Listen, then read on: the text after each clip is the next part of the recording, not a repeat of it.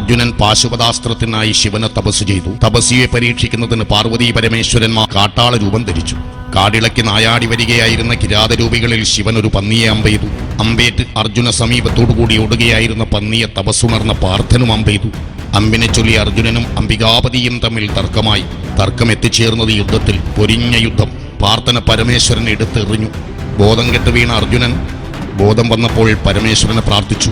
മണ്ണുകൊണ്ട് ശിവലിംഗമുണ്ടാക്കി കയ്യിൽ കിട്ടിയ ഇലകളാൽ പൂജിച്ചു. ഇലകൾ കാട്ടാള ദമ്പതികളിൽ പതിക്കുന്നത് അർജുനൻ കണ്ടു.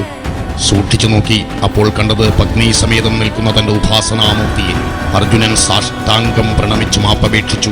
ശിവൻ സന്തുഷ്ടനായി പാശുപതാസ്ത്രവും കൊടുത്തു. എന്നാൽ ഗിരിജാഗിരീശന്മാർ കുറെ കാലത്തേക്ക് യഥാർത്ഥ രൂപം ധരിച്ച് കൈലാസത്തിലേക്ക് മടങ്ങിയില്ല. കാട്ടാള വേഷത്തിൽ തന്നെ സഞ്ചരിച്ചു.